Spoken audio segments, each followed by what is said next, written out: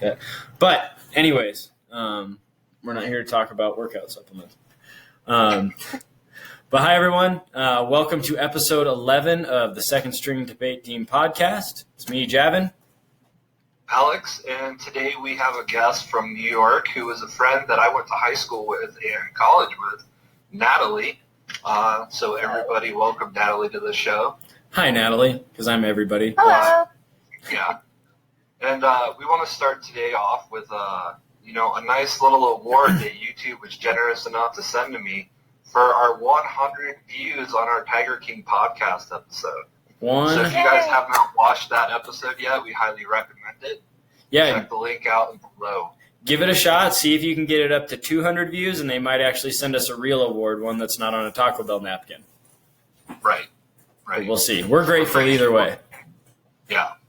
So today we're actually here to talk about the kind of differences in, maybe the media's coverage of what's happening in New York, and just get a personal account from Natalie, who lives in New York.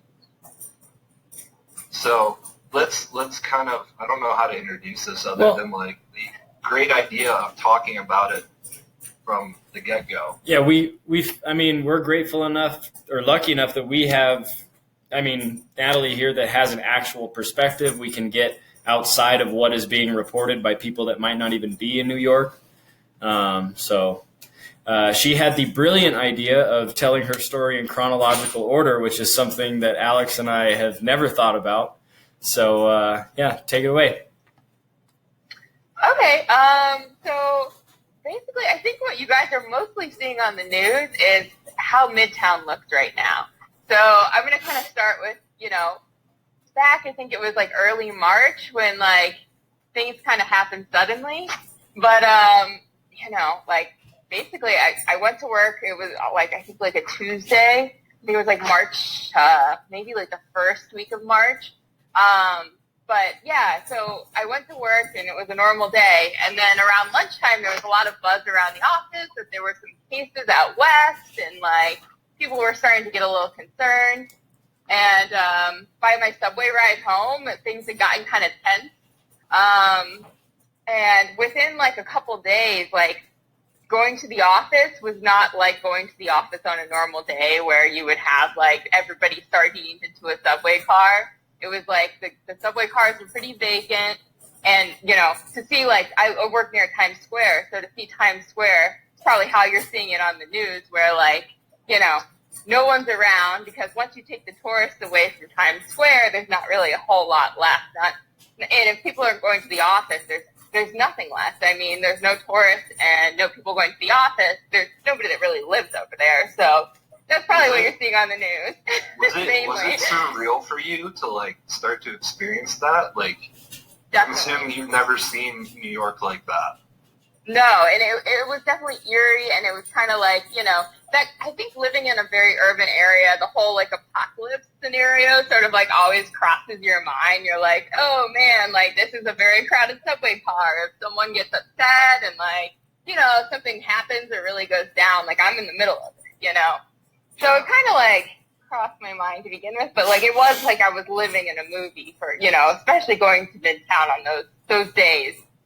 Yeah, I think even here in Colorado, it felt like we woke up in a movie. Yeah. Yeah, it's we literally, that's the whole reason we started these Corona Studio podcasts, was we actually planned to do a podcast in person like we had done before. And then it was oh, nope, national emergency.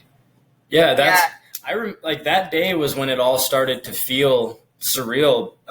When I got sent home from work, we all got sent home early right after the national emergency press conference, and Alex was supposed to come down to the Springs that night, actually, and we were going to do a whole weekend with the podcast and all this, and and then I got home and we were on the phone with Peaches as well, and we were like, no, we can't make this happen anymore, and it just got weirder from there, just more bizarre. Yeah. So ironic, too, that we were planning on going shooting, so you bought ammo. I know. We literally went and stockpiled on ammo as soon. I probably looked like a crazy person because it was on my way home from work. They were like, "Hey, go home, national emergency." I was like, "All right, go by the gun store real quick." Yeah, I don't know. I think part of me at first was like, oh, well, it would be nice to work from home. Like, I wasn't really, like, fully taking it seriously. There was, like, because, there was a little bit of buzz around, but, like, it got real really fast. Yeah, it So did. How did that happen? Like, was it like a light switch where it's like all of a sudden everything just changed? Yeah, I mean, I'm telling you, like, I went to work that morning and things were normal. I came home on the subway that night and, like, I think someone coughed. And someone wanted to fight them, which is like, why would that be your reaction if you don't want to catch this? Like, I don't because know. you're in New York. Like, someone coughed on the train, and there was you could feel the tension. It felt like something was happening. I know that feeling because I went to the grocery store and I just had like a tickle in my throat, Mm-hmm. not like a sick cough. Yeah. There was a tickle, and I was like. Yeah. Trying not to cough. There are a million reasons that you would cough, but like. That is true though. Now, like I'm super cognizant, even if I do have like a tickle in my throat, and I think you see it around. Like you'll see people not wanting to cough, and they just are like, yeah. Oh. Yeah. It's almost like farting in public now. Cough. That's why tensions are so. Worse. Yeah. Man, isn't that we live in a society now where it is probably more acceptable to fart in public than it is to cough. That's actually true. Well, that's great. So That's after great. That change, you started working from home then, right? Yeah, I think it was about. I mean, that didn't happen as quickly as I think it did for most people. I called my husband that night because I got off the train after that person tried to fight someone coughing. He was traveling a ton for work, and I was like, look, I don't want you to get stuck somewhere, so you're going to need to, come home or, figure something out because I feel like your bosses are not going to, tell you and you're going to get stuck. So he did. He was working from home, the day after that. So he was basically started working from home, and it was, not until, another week that I started officially working from home. But a lot of offices were closed, Was that just because you're stubborn and you wanted to go to work, or was that just because the office was come into work? Yeah, no, they were come in because a lot of the things that I do, until we were able to change the package directions to come to our homes instead of the office, it was hard to do work from home until we made some adjustments. So we kind of had to go in and make those adjustments to be able to start working from home. So I think that was part of it. And so what do you do for work too, by the way? I'm a men's clothing designer. So Javin, hit her up if you need some wardrobe to go with that mustache. Yeah. Oh yeah. If we can design anything around the mustache, it has to be the centerpiece. But if we can design around that, it'd be awesome. Well, we sell at Sam's Club and Walmart. Oh, well, perfect. I mean, that's the only place you're allowed to shop when you have a mustache, right. Actually. And also, it's very COVID-19 friendly because they're still open, so we're still selling products. It's working. Wow, it all came full circle. That's all I needed for today, guys. Bye. I did have a question I was going to ask you. Now I got so caught up in that little tangent, I don't remember. When you said that you worked quite a bit later than a lot of people. What was your last day at work? Do you remember? It was the 17th of March. March, yeah. Jesus Christ. Yeah, and I think that day that I was telling you where I went to work, it was normal. I think it was March 4th or something. It was very early. So I worked for a week and a half, 2 weeks after. Not quite yeah, something like that. Yeah. Wow. Holy shit. Yeah, I feel like everything got shut down just so fast here. It was just nope, go home. Yeah, I think when they did you had to work from home here, it was the same time they did to everyone else in the country, which was a couple days after my last day. So I think my last day was Tuesday the 17th, and I think on Thursday they were you can't go into the office anymore, anywhere. So. I was telling Natalie this yesterday, but that's kind of how it worked with my photo shoots for the month. Like, I had 3 big photo shoots planned, and it was like, every other day they were calling me and like, all right, well, we're not going to be doing this one. Okay, well, we still got 2 more. The day before those, like, all right, we're not going to be doing these. So it was like one after another. Every shoot that I had planned just like went poof. Yeah, it just disappeared. It was so weird to me to see, concerts, like so many plans were just like taken off the table. And it was like, it was so weird because there wasn't even like a large like outcry from people. Like there's literally nothing that could be done about it. Like, sorry, that stuff is over now. Like your work, your fun, it's all canceled. Just go home. Oh, I have a question for you, Natalie. So when this all happened, I just happened to, like, I think that Friday that the announcement was made, I just happened to need groceries, and I was out of toilet paper, so I went to the grocery store, and everything was gone. Everything. And it was weird because I'm not like a hoarder. I wasn't like freaking out too much about it. But when I walked into the grocery store, it felt like if you don't buy food right now, that it won't be here tomorrow. Yeah. Like, did you have that experience too? So I think when people started, I mean, at least the stores here, we have a lot more, like, especially in my neighborhood, like smaller mom and pop sort of places rather than like giant like grocery stores. But that started happening before even people were like, before the general population was taking it seriously. So it was like you were like, oh, people are being ridiculous, and that was kind of the attitude. That was like, February, like end of February, like they were sold out of stuff. So was that surreal though, just to like walk in and see a grocery store that's like way emptier than normal? Yeah. Especially like there was a little bit of, I think for everybody in the U.S. there's a little sense of panic of, oh gosh, what if things like really go down and I don't have the supplies that everybody else seems to be like hoarding, Yeah. So there was some concern, but we do live like right next to a like a Rite Aid, so like we see when the truck comes. So it was, I think, a little less concerning for me personally. They got walkie-talkies. Her husband, she's like, it's there. He's just running across the street. Oh, we know Tuesdays they get their delivery. So paper products. That's what's important. She has like a spreadsheet of all the deliveries on her computer. Yeah, it's all tracked down. One question I have for you though, a lot of like the ma and pa kind of like convenience stores and grocery shops around you, what did they say about like how they were affected with all this? Because I imagine they got sold out super fast because their inventories are, relatively small. And then try to restock that. I mean, some of them have shut down, like at least temporarily. And I don't know, part of it has to do with the fact they're just a little nervous, about like catching something themselves and bringing home to their families and things. Mm-hmm. But I think what was really weird is that a lot of the liquor stores have actually closed down in our neighborhood now. Really? A riot in Colorado. I haven't seen a single liquor store closed down, dude. They are fearless. That was very surprising. Like last weekend, we're like, oh, let's go get some wine, and like not even thinking. Like we went to 4 places before we finally found one open, and they take your order. I don't know if they do this everywhere, but they take your order like at the window, like you can't go into the store, But yeah, it was it was a little concerning, not because like.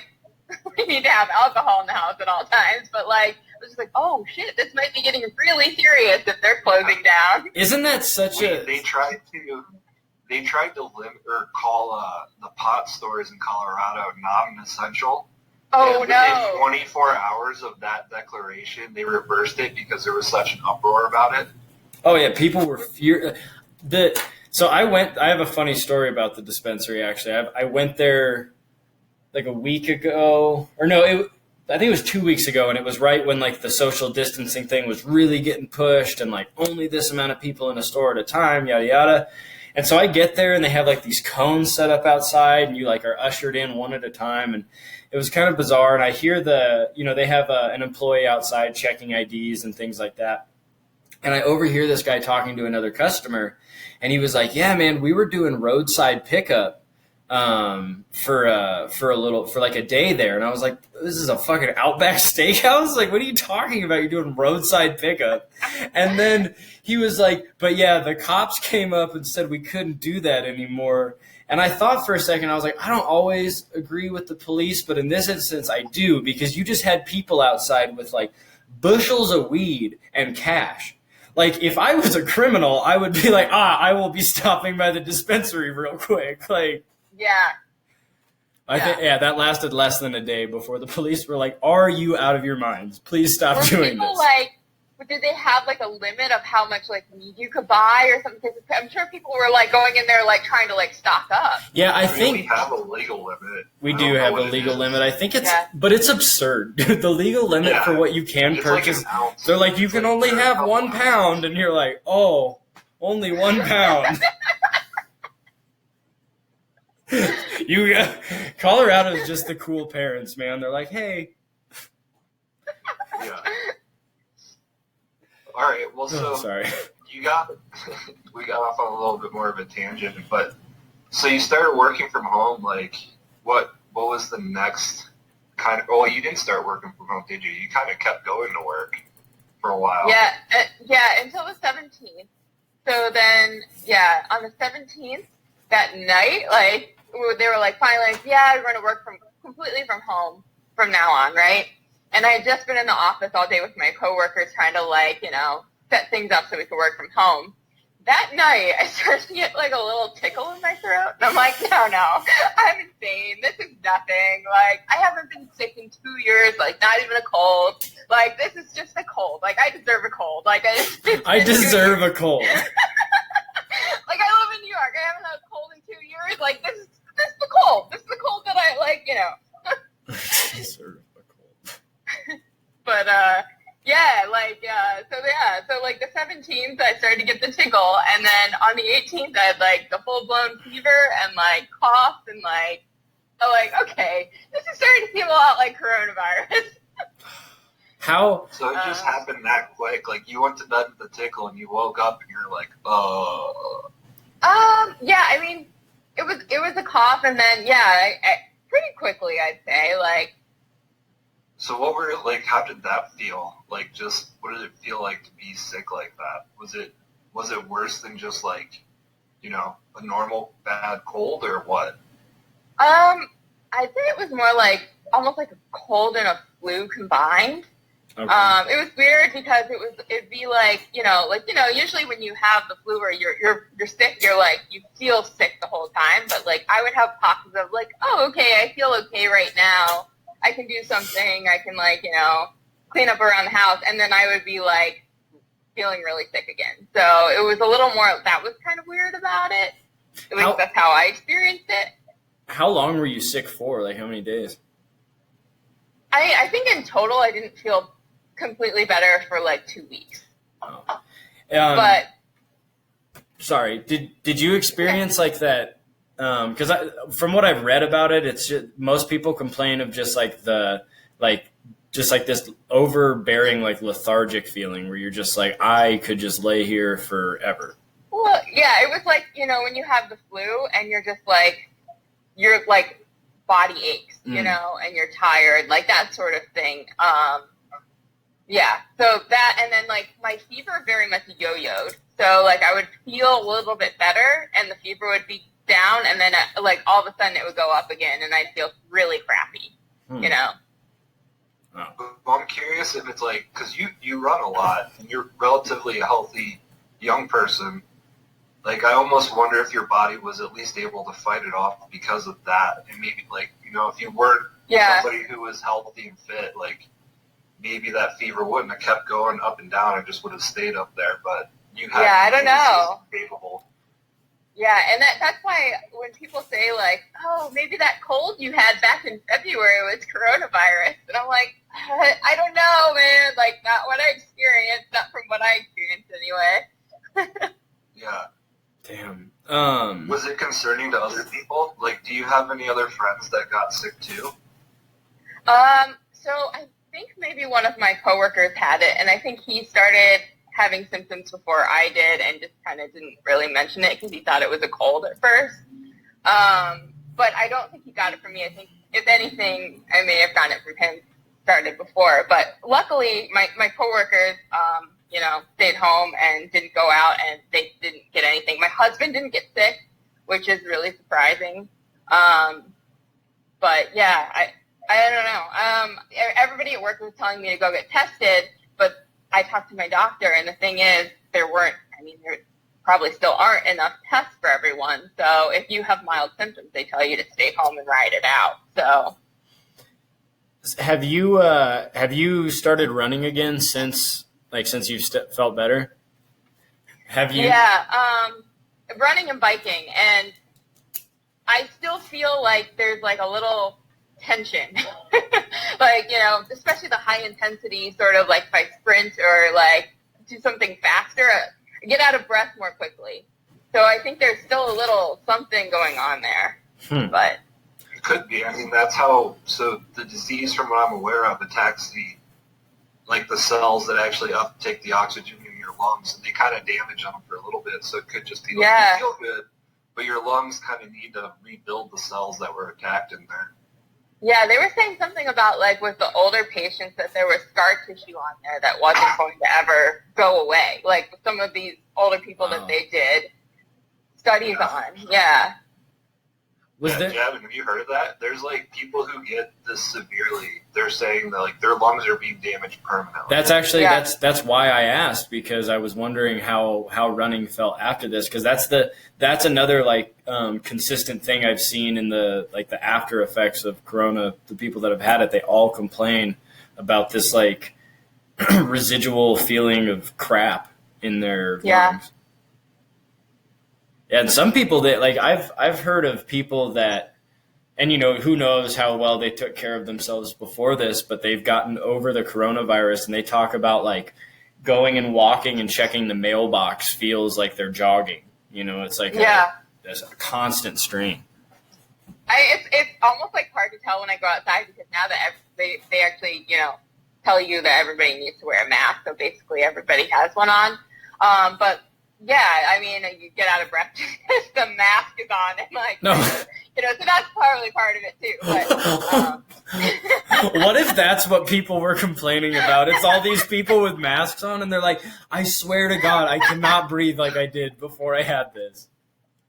I'm sorry, that's off color. That legitimately could be true. I mean, there's a reason they sell, like, oxygen restricting masks for training.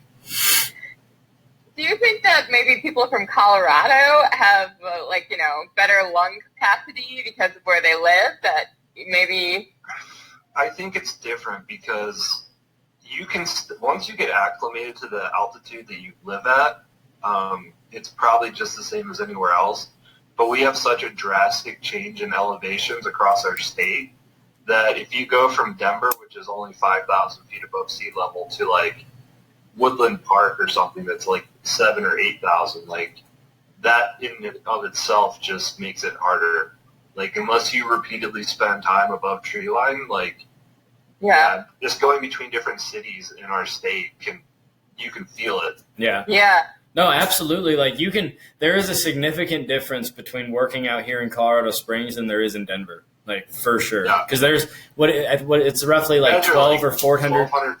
Yeah, you're like 1,200 feet higher than us. Yeah. Like, I remember the first time that I ran when I got to the South, I was like, this is the best run I've ever been on in my entire life, because there's just nothing but air. You're like, wow.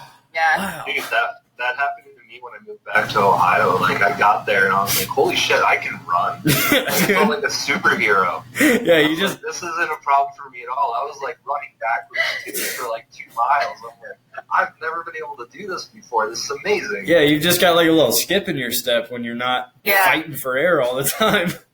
Yeah, but no, there is a huge difference between even if you work out in your city, you go to a higher elevation, 1,000 feet makes a difference. And there are definitely cities that are literally twice as high as Denver. So This is kind of another tangent, but something I'd like to say.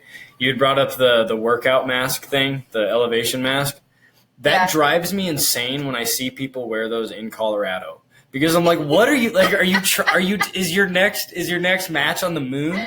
Like, what the hell are you training for? Like, I just feel like you're damaging your lungs at that point. You live in the Springs, though, too, so we do have professional, or not professional, but Olympic athletes training there. But they're going to climb a mountain. Yeah, but the Olympic athletes aren't normally the ones that are jogging around my neighborhood with a gas mask on. Yeah. True. Anyways, my tangent's over. That was it. I just had to say I didn't like that. I need to go buy one. I need to go buy one and just like. I looked after going to Denver. Going to Denver and Vail like the last couple times when feeling like crap. I was like, oh, I need to buy one of those masks. It could be like, it could be like my competitive edge in a race. She's just training. Would be. What? Oh, probably would be. Yeah. Oh my God, you need to run with Kelly if you ever come back out here. Oh yeah. Yeah. What?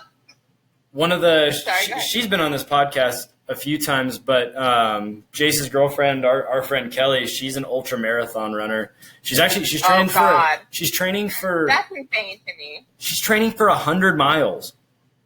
It's fucking wow. No, crazy. Yeah. When we went to Denver, we ran with one of the she was qualifying for the Olympics. Her name was Brittany, but we did like a little tour around Denver, and she was in I had the like altitude sickness. I pushed through because I was like, oh man, she's going so fast. Yeah. Yeah, I don't understand you runners like at all, but good on you. Not my favorite thing to do. No?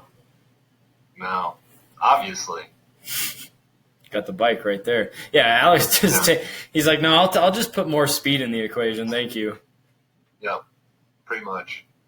But I feel like it's kind of similar endurance-wise. Oh, it is. It's just way easier on my knees, honestly. Like it is. It's different muscles. Yeah. Because I've been a catcher. I've been a catcher for years. You have. And I'm like, my knees are just, I can't run anymore. It just hurts too much. Well, that's awkward silence. Awkward silence. Nice. I'm glad we're at this part of the podcast. That's always fun. I feel like we got a little off topic. Yeah, we got way off topic. It always happens. It always happens. We told you before this happens that when Alex and I are left to our own device, you have to. It's the guest responsibility to rein us in. That's a lot of pressure there. No. Well, we have trust that you can do it. So, what else would you? I guess I did have a question for you since you've actually, been sick with COVID. Do you think the majority of people are taking quarantine and social distancing and all of those protocols seriously enough? Are they taking them too seriously? Like, what do you think? I don't know. I feel like it's kind of mixed. Every time I go out, I almost have a different experience. A couple weeks ago, I went to the grocery store, and it was like, I think even a couple weeks ago, it was like, oh, I don't want to go anywhere near people because you've heard stories about people still being contagious. Mm-hmm. Even after they tell you, 3 to 5 days after your fever's gone, you don't have symptoms is what I think they were originally saying, but now they're finding that some people are still shedding the virus or something, even 2 weeks after. So I went to the grocery store and I had an experience where people, it was just crowded in there and they weren't doing the only a certain number of people in the store. It was just kind of a free for all. And the line was wrapping around the entire store. So people were shopping and touching me. And it was but what can you do? And it was, I got home and I was very stressed out after that. I'm like, I hope I don't, didn't make people sick or bring something home to my husband too, if he hasn't been sick. So I had that experience, and then I've had other times when I've gone out and certain stores are taking it super seriously and people are taking it seriously. So it's very much it seems to vary. And I'm always surprised when the older people, the people that are the at risk, are just, chatting up with their friends and standing really close. And they don't give a that damn. always shocks me. Yeah. Yeah, no. I was talking to my mom about this, and I was like, because I'm concerned. And I said this way back before it even really became a thing. because I just, with biology in mind, I was like, this one's going to be a little serious, and I don't typically worry about stuff like this. And I was talking to my mom, I'm like, hey, Mom, I'm kind of worried about you guys. And my mom's response was, honey, we've lived through so much, this isn't a big deal to us. And I'm like, I was kind of blown away by that. I'm like, you guys are the ones who are most at risk, and your idea is like, yeah, I've lived through a bunch of shit and before. There's been nothing like this in their lifetime. Yeah. The last thing they were saying was the Spanish flu in like the early 1900s was like the last comparable really thing that happened. So I don't know why. We were talking to some friends last night too, where their parents are the boomer generation, and it's like it seems like a lot of boomers are sort of like feeling invincible, and it's like, what? Yeah, no, they're like, I don't care. Had all this happen, yada yada, and I see them at the stores, and they are the worst. Like they'll start just like coming up next to you, like while you're looking at getting vegetables and stuff. And you're like, hey man, like you could die from this. Do you not get this? Like, or maybe that's just some of them that are like, hey, like if this is it, let's do it. Because they just don't give a damn. That's kind of what the personality is too. It's like, maybe it's that where they're like, unlike us, we're like, we don't want to get sick, we don't want to die. They're like, man, if it happens, it happens. Like, I've already made peace with this a couple years ago. So it's weird because I think most of us are not as concerned about us getting sick, but more concerned about getting them sick. And and they're like and they're just like giving us the middle finger. They don't care. They're like, we're fine. You crazy kids. You just do your own thing. Spread your germs. It's all right. And I think it's just, I don't know, like it's kind of like, I think our generation has kind of been known as like being the more emotional, like sort of, and I think it has to do with that again. It's just. Oh yeah, I've definitely. We're very sympathetic. Well, and I've definitely seen like the boomer posts, if you will, are like, oh, all these snowflakes with their masks, and it's like, I mean, maybe if you paid attention to what the fuck was going on, like. Well, I think that was the scariest part about when things started happening is I didn't know what to believe. Like, you're starting to see things go down here, and it's like, I mean, we've had so many times where it's been like, oh, SARS might become a big thing, and I don't know, like, there's just so many times where, like, a couple people got sick, or not even a couple people, but a couple people within the range of where you live got sick, and you're like, well, it's not going to be a big thing because it wasn't a big thing last time. So there was a lot of like, the media crying wolf kind of thing that you were thinking was happening. And I just didn't know what to believe until like, things started actually shutting down. Yeah, that's really true. Because when it was so surreal when it all went down that like, I mean, I'm one to entertain a lot of conspiracy theories as it is. But like it was just everything felt like a conspiracy because it just escalated so fast. Like now they're telling you to stay at home. Now people are losing their jobs, this and that. And it was just so weird. I think now since like the pandemonium's calmed down a little bit, like I don't know, things are more rational to a degree. But what have you what's your favorite like conspiracy you've heard surrounding like all the corona we always stuff? have together. I love these things. I think they are hilarious. I've heard some wild shit, man. I don't know. Favorite? Have you even heard? Actually, let's put it this way: have you even heard of any? Yeah. Well, I thought this was interesting. That it's sort of karma for us mistreating animals. Have you heard about that? I have not. Because of the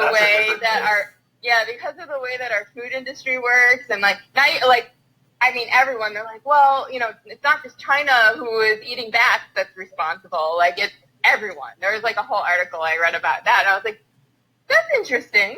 Yeah, like I mean. I also want to know if Chinese people actually do eat bats.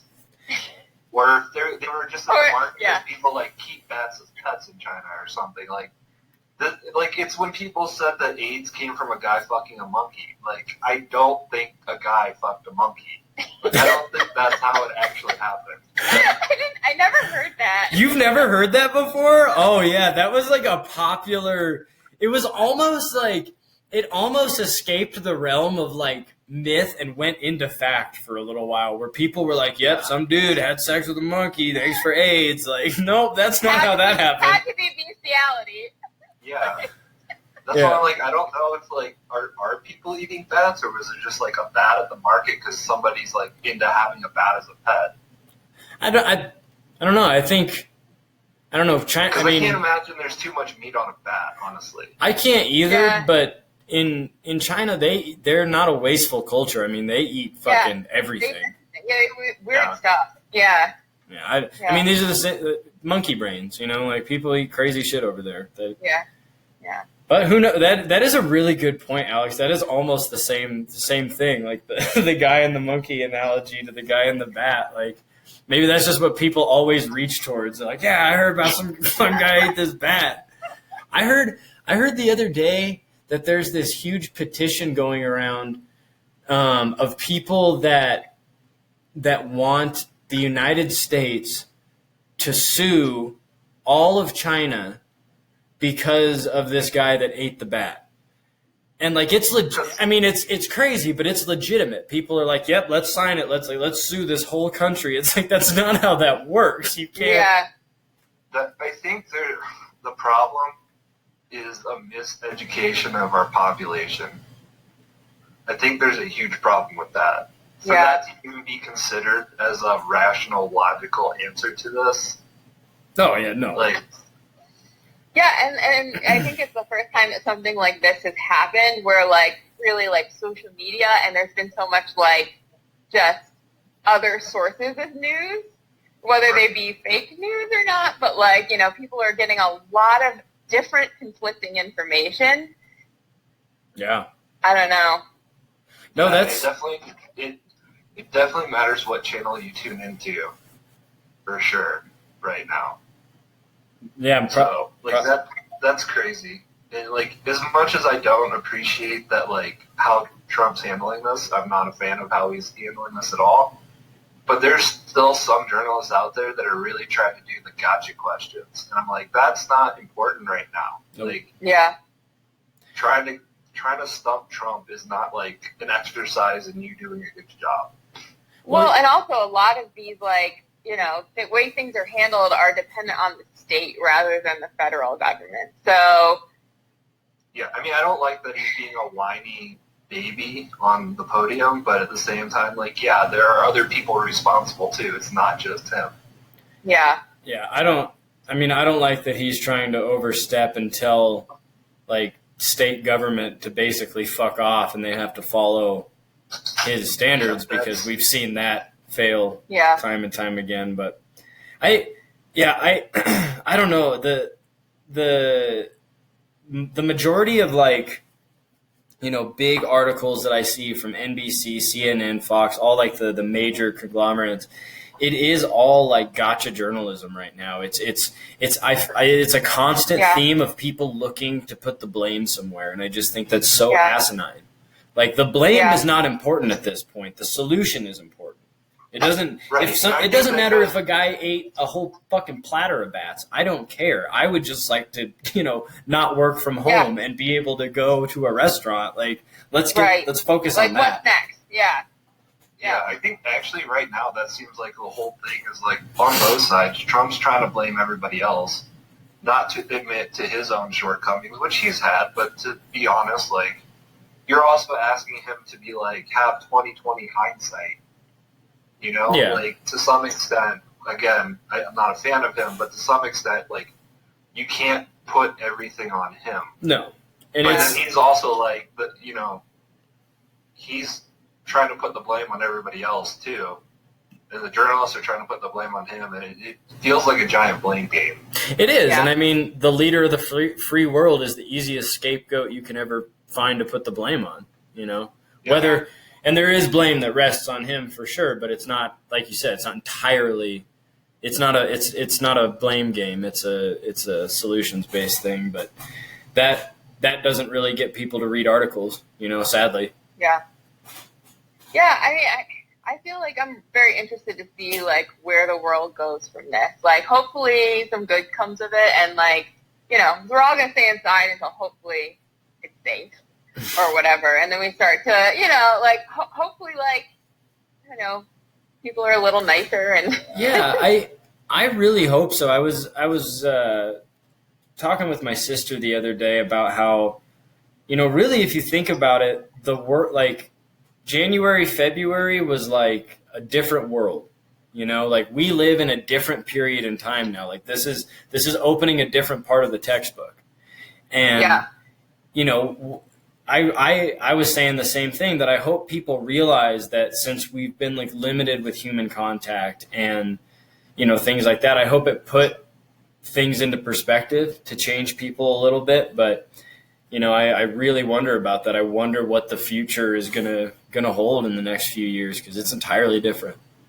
Well, you know, it's funny. Me and Natalie were talking about this yesterday, where this whole thing has made like our Corona podcast, like one, we've been doing it more, like we've said before. Yeah. But we've gotten more used to talking on like Skype and like video chats. Yeah. Like, before this, I was like weirded out about, you know, FaceTime. Like, I don't want to FaceTime. Like, that's weird. Yeah. Yeah. And now we're just like, oh no, let's do this. Like, and everybody's getting better, like more used to it. Maybe it's just a generational thing for us, but yeah. No, because my parents have, like, I haven't, like, I call my parents, but I haven't FaceTimed my parents ever. And I mean, it's really no different than it would normally be, other than the fact that we're all stuck inside and we have a little more time.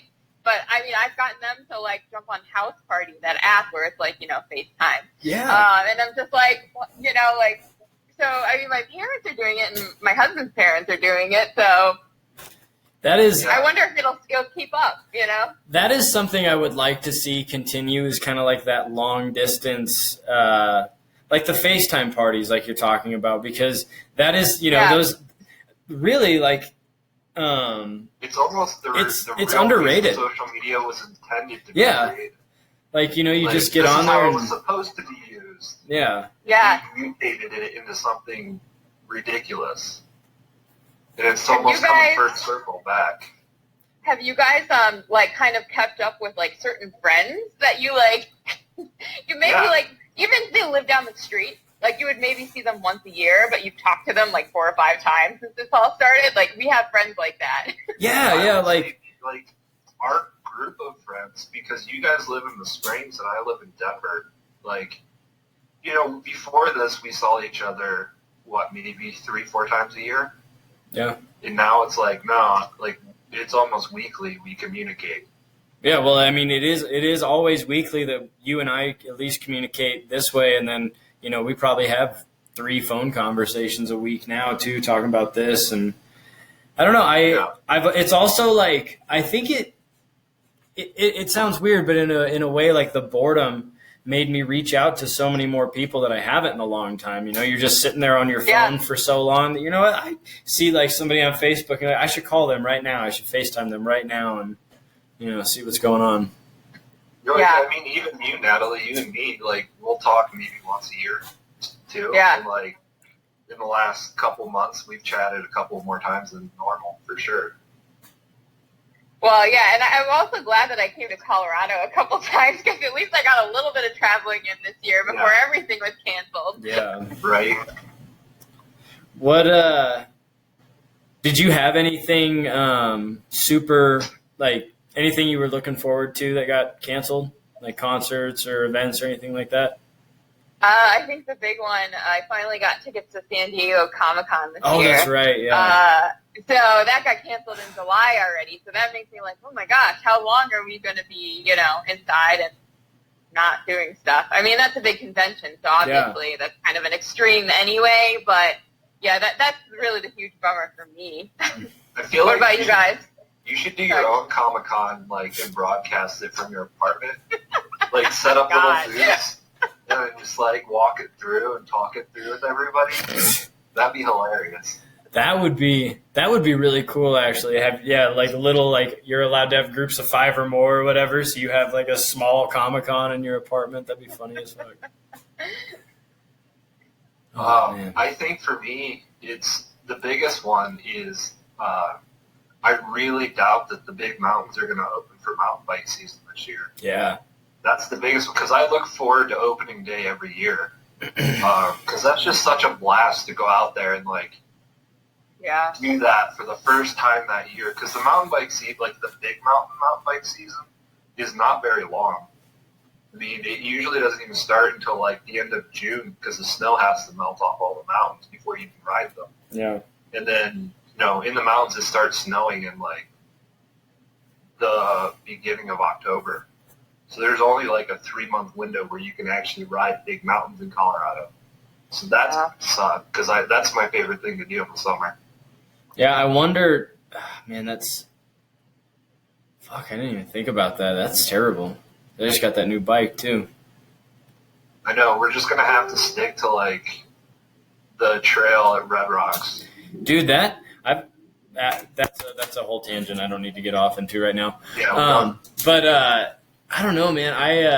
I'm gonna miss out on. I was gonna go to Portland and see this band called Between the Buried and Me play on May 20th. I love Between the Buried. Do you really? Yeah, they're playing. They're playing The Great Misdirect in its entire. Or they were playing The Great Misdirect in its entirety. And I was gonna go see them in Portland. I saw them with Coheed and Cambria one time. Really? Yeah, God, it was a while ago now. But yeah, that's another one I hope doesn't get canceled. I have Coheed and Cambria this year. Oh, dude, so many. That was the thing. Like, dude, why did this have to happen when Rage Against the Machine was getting back together? Like that. That's Did also. You get tickets? No, I didn't. Those are hard to get. I didn't, but I'm just. Why? Yeah. Well, hopefully everything will just be postponed. Hopefully. Like, my Comic-Con tickets are good for next year, so I'm like, all right, well, it sucks, but, I bet that's going to be a huge positive. Once we're allowed, like, once artists are allowed to, like, do their thing again, I think the shows are going to be just fucking insane. Insane. That's the thing. Like, I'm interested to see, in general, just how much, especially like in like the coming months after like, everybody is faced into society, how much of a boom there's going to be in everything, That's what I really think that's going to happen. And especially for me, like I think a lot of people who have gone through kind of a drought with their sales or whatever are going to kind of hit me up and be like, we need to do marketing now. Yeah. So I'll get like I'm hoping I get a boom of like clientele that's like, go, go, go, go, go. But it's so hard to say because you have the people that have been sitting at home in front of their computers and still getting their regular paycheck, and then you have the people who are like worked in the service industry that haven't been working, and like, so it's hard to say. Like, I think some people are going to go out really hard, but then I think some people are not going to have any money. Yeah, that's the crazy thing is like, the people that you need to stimulate the businesses that have been, on their backs basically are the same people that work for those industries. So it's like, I don't know. I feel, definitely like big business and all that is going to recover quickly in that respect as far as like the stock markets and stuff. But it's really going to be the, what is it like 30 or 40% of like small owned businesses are temporarily or permanently closed now. Like that shit's crazy. Yeah. I've gotten some emails from some of the small fitness studios that I've gone to in the past, and they sent out an email saying that they can't, they're closing. Yeah, they can't pay rent anymore. Really sad. Yeah. Well, hopefully. That's depressing. Yeah. Yeah. Well, hopefully I'm wrong, and hopefully it just everything stimulates back up, and we just live in a wonderful land full of awesome concerts. And hopefully there are some new cool creative ideas. I'm looking forward to seeing what like people did in their downtime and like come out with like these new, interesting business opportunities and interesting things. That's kind of funny because like I have downtime, and Brooke, our guest for the Tiger King, she's working to put together a business, so I've actually been like marketing consultation from home, which like I don't typically do, but weird. Like, and it's actually interesting to me because it's a way to flex my creative muscles that I haven't been able to lately. So it's kind of fun. I'm like, I've never developed a full market strategy for anything, Mm-hmm. So It's kind of fun. It's interesting. I minored in marketing. I find it very interesting. Right. It's So, like I mean, psychology and like advertisement and everything all like in one. Yeah, no, it's weird because I'm taking like all the stuff I learned from like criminal profiling and the psychology of that and applying it to marketing with the visual creative stuff that I already do. I don't know. It's interesting to definitely come up with that. And then working on this podcast as a project, like, Yeah.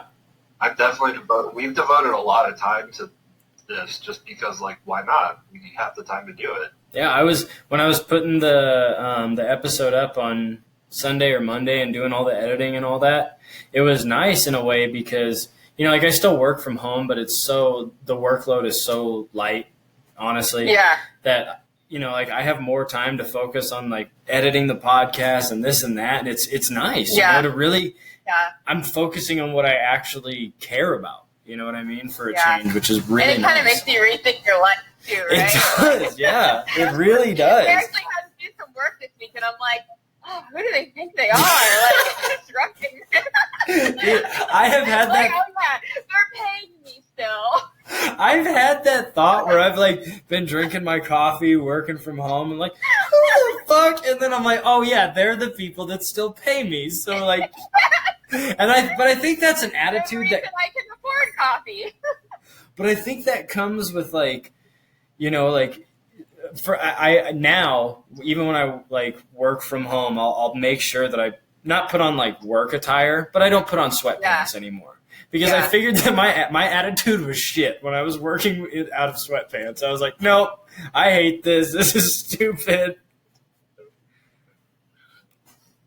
I almost feel like the time is starting to go even faster. Like this last week, like I'm like, what? It's 2:00 and I didn't eat lunch yet. Like, I feel like when we started this, I'm like, what am I gonna do with all this time? And now I'm like, the day's flying. Like, I don't know. It is. It's like, oh, it's nighttime again. Okay, wow.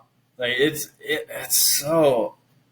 I don't understand this. I've learned through all this that I need like not a lot of structure, but I need a decent amount in my life, or I am useless. Like yeah.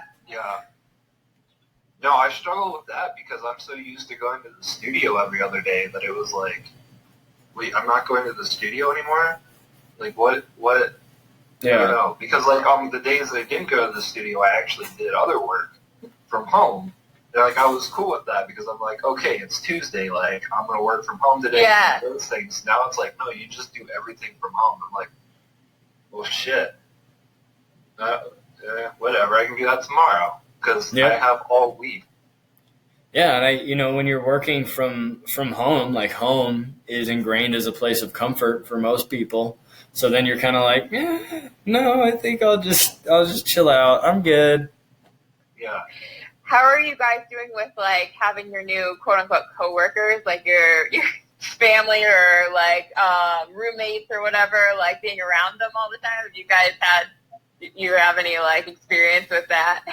Well, my roommate works in a hospital. Oh. So weirdly, I try and stay away from her even more.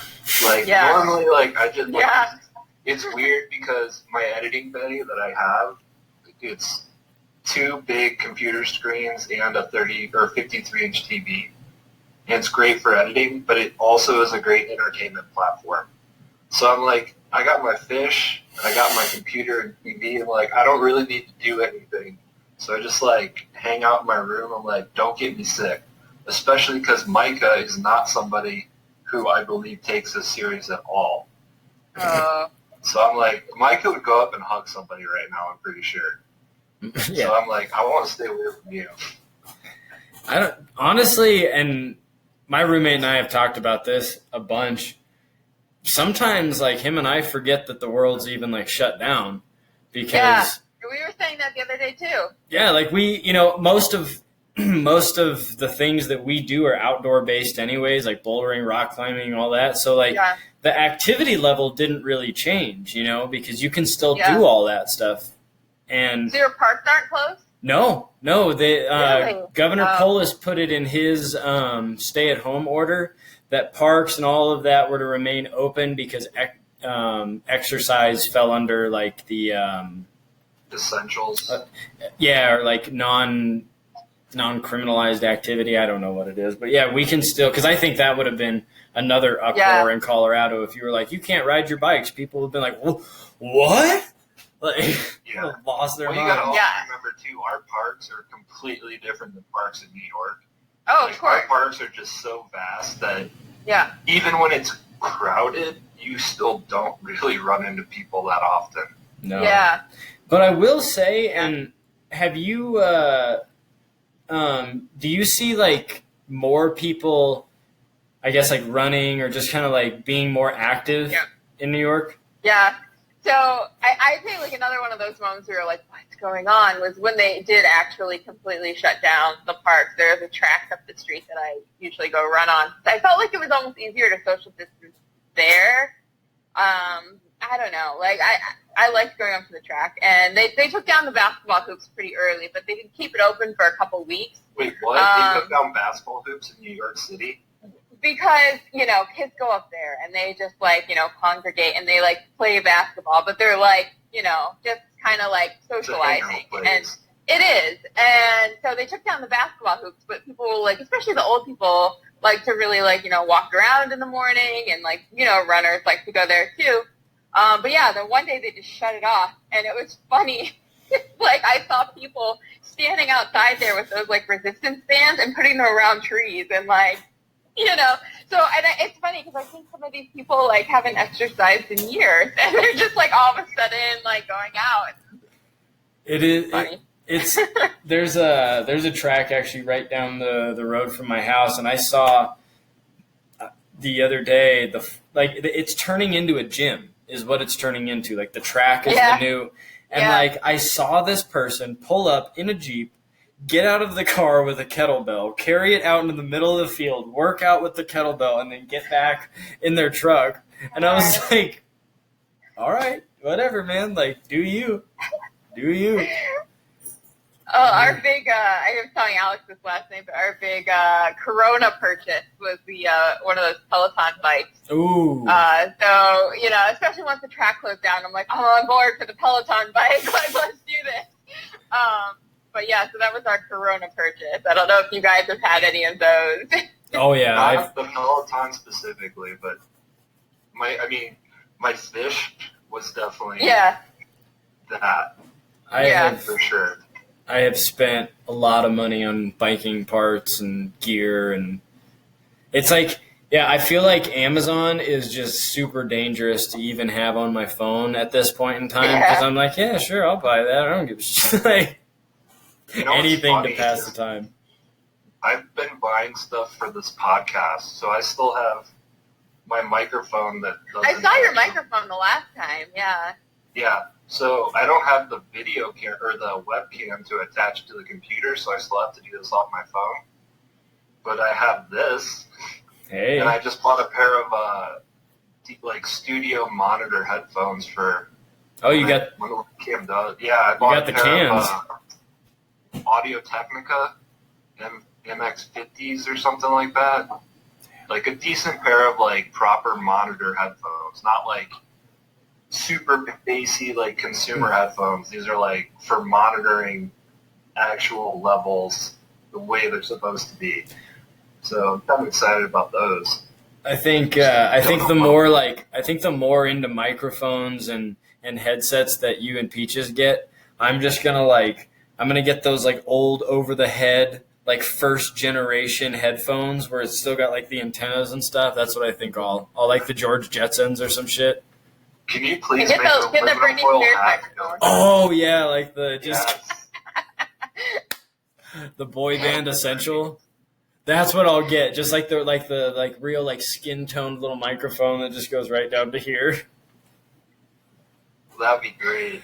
That's always the most disheartening thing at a concert. If an artist ever walks out with one of those, I'm just like, oh. When was the last time you saw that? I Who was it? I went and saw a country concert, and I remember they walked out with that, and I was like, I'm done. Like, no, you lost me.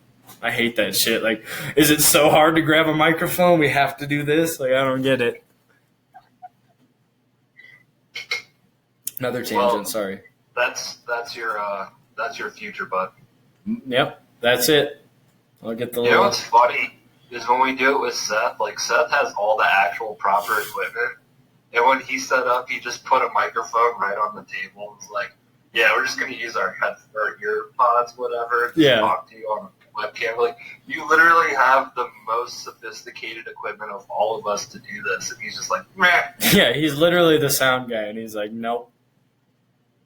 The AirPods are great, though. I got those in right now. They're great. They are nice. Cancel out all the sound. It's like you're in your own space. Yeah.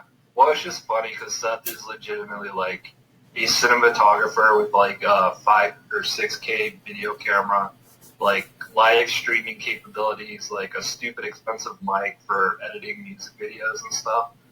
And he's just like, yeah, whatever, basic. He doesn't want to flex that hard. That's all it is. No, probably. It's a pain, honestly. I tried setting up like my own lights and stuff the first couple ones of these we did, and I was like, that was so much effort for not that much payoff. Yeah. Well, I think we found ourselves at another awkward silence.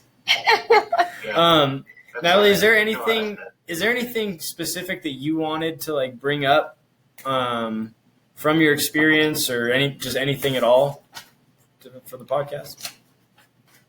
I think we mostly covered it. I think the only thing that I think maybe we kind of like touched on before we were actually recording was just the fact that I haven't been anywhere else since this has all happened, but I feel like as far as like in my neighborhood and as far as like in a living environment, it's pretty much the same everywhere. It's not this crazy. There obviously are a lot of people in New York, so the hospitals, yes, are overwhelmed, and like, I can't see what's going on there exactly, other than, what everybody else sees on the news. But like, as far as like, living environment, like, I think everybody's in the same boat right now. So you're basically saying New York is not a zombie apocalypse that it's made out to be. I mean, it's great that your parks are open. I'm honestly a little jealous, but other than like small, like minute details like that, I think it's pretty much the same everywhere. I don't think it's as. Don't worry about us. Okay. For the most part, there are people like you need to worry about, but don't worry about us for the most part. Well, I mean, that's reassuring, certainly, because like I said at the beginning, what I've read about this has just been like. Everything makes it look like it's that movie with Kurt Russell, what is it, Escape from New York, and it's just post-apocalyptic, and people have eye patches, and you never know, it's just vagrants everywhere. Oh yeah, and you got to keep in mind all those shots are from like Midtown, so Times Square, and like those aren't places that most people live. That's like where like the theaters are, like it's near where my office is, so it's near where like all the offices are. So if people aren't going to work anymore, like there's no one there. Like that's just So in theory, but like it's not something to be that concerned about. Like it's those pictures make sense. It's where people actually live. It's what you would kind of expect it to be everywhere else, and they're kind of sensationalizing the fact that like. Oh, the streets are empty, but it's really because no one's going to work there, not because people that live there are coming out of their houses. Right. Whatever. On sunny days here, like, if I go for a run, it's exhausting because I'm, like, constantly crossing the street to get away from people. Like, there are people out walking, and, like, walking for exercise. They're not just going to the store. Yeah. You don't need to go on the back roads necessarily or walk all the back roads to go to the store. So people are out. People are alive. Well, that's good to know, because before we talked, I thought half of New York City was dead, so... Yeah, I thought you were going to get on this podcast and just be like always looking out your window, hear sirens, bottles breaking. I thought about going outside so you guys could see, but I thought it might be kind of tough to talk with a mask on, and Yeah, and I mean, I live a couple blocks from Jackson Heights, which is like really where like the epicenter of Queens and the virus really starts, because a lot of people in Queens who don't have a lot of money, several families will live in a one-bedroom apartment. So I think that's where it gets a little poorer, a little farther into Queens, is where like it's gotten bad. But yeah, that's the other thing that I think is a little crazy too, is like don't get me wrong, Denver is still a populated area, but we're nothing like New York City. Yeah. At all. Yeah. And like that's a distinct difference. Like, That not to is- say that people don't live on top of each other, but we have spacing just built into our communities anyways. Yeah, I mean, I honestly, besides myself, and my coworker that may or may not have had it, I don't know anyone else in New York And I that's think had it personally. I think that's an important distinction too, though, is like, what we were seeing or are seeing being reported about places like New York, Los Angeles, whatever, is if you live somewhere that's not densely populated like one of those places, then you can't really compare your scenario in that way, because of course, where there's more people closer together, viruses are going to spread more and things like that. So you really can't be like, oh, it's moving inland, like it's going to come to this one rural area that I live in. It does scare me to get back on the subway because of how that is in the morning. It's like, packed, and I don't know how they're going to reopen things, and I don't know that I'm ever going to feel super comfortable being wall-to-wall people on a subway car again. Yeah. Not that it was comfortable to begin with, but... Oh, you're saying the New York subway system isn't just the luxurious form of travel. That's such a weird thing for us to even consider. Yeah. It's like, we just don't do that. We don't. Yeah. I mean, we have a train, we have bus systems, but honestly, like the only bus. That's not how you get around. Mm-hmm. Yeah, the only bus I ever really use is the 16th Street Mall bus, just to get me up and down the city quicker, and then I walk the north-south direction. Yeah. I've lived in Colorado almost my entire life, and I've used the light rail one time. Wow. Yeah, it's just not a thing. I've definitely been on subways, though, and they are disgusting places. Not a fan. Well, where we live, we have a couple different train options. So, I mean, when I had my experience with, the end of the day, that's the guy that wanted to fight somebody, I started taking the Long Island Railroad, which is a little bit nicer of a train. So I was taking that to work the last couple weeks because it's just less crowded. The clientele is just kind of a little like, I don't know, a little bit more like less I'll fight you over a cough. Yeah, a little bit. I guess. Yeah. I just want to touch on how New York of a story that is, though. That like somebody coughed on the subway and some guy was like, "What the fuck?" and like it was like immediately like, "I gotta beat this dude up now. How dare you?" Yeah. No, like love people that. don't care when it's a stranger. They get like nasty. I don't know. But That's so funny because I can only imagine if someone in like Colorado Springs coughed. If it wasn't a military dude, the average person would probably go up and be like, "Are you okay? Like, do you need help? Like, how can we help you?" Yeah, there'd be if you coughed in Colorado Springs, there'd be one of two responses. They'd either be like genuinely concerned, or it'd be like someone from Focus on the Family being like, "Hello, can Jesus help you get over this cough? Like, come with me."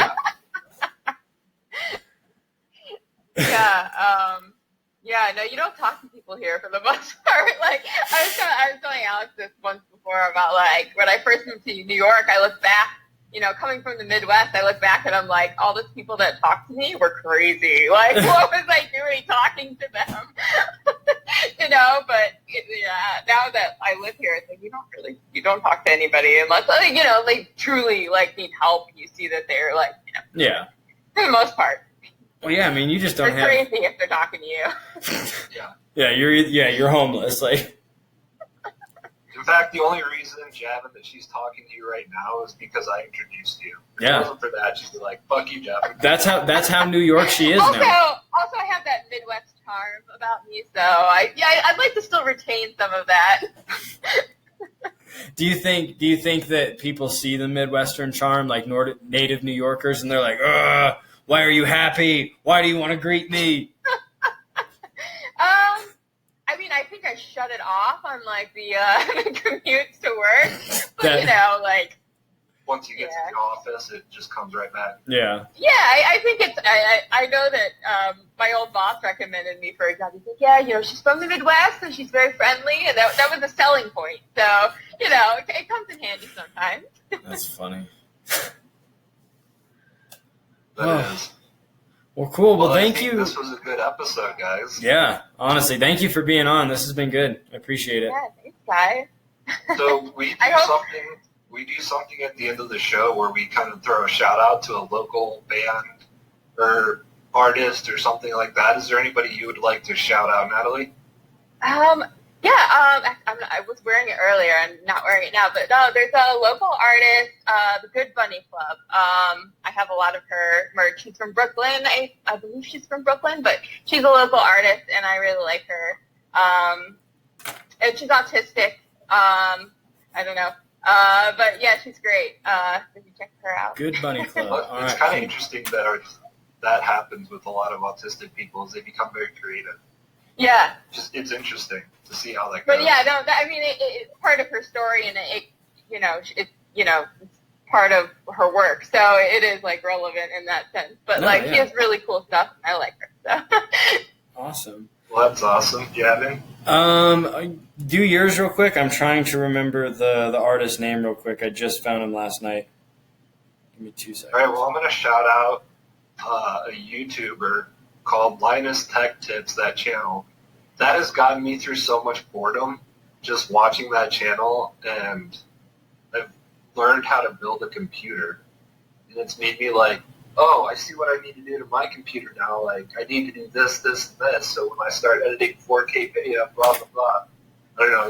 It's gotten me through a lot of boredom if you're into tech stuff. All right. I'm going to put this artist description in the link once I find it, because I cannot for the life of... Actually, give me 2 seconds. I think I saved a picture. This will probably end up getting cut out. That's cool. Rob Israel. He's kind of an just like a psychedelic artist that I found recently. Just everything he does is kind of like a pop culture, like a psychedelic pop culture stab. It's really interesting art. It's Rob Israel art. I'll put that in the description. But yeah, that is my shout out for the week. So thank you again, Natalie, for being on. We appreciate it. Thank you, guys.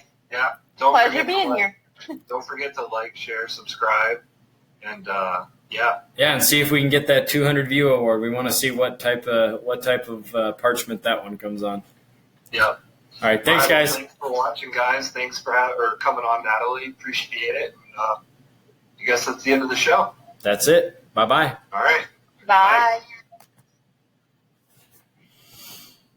Bye.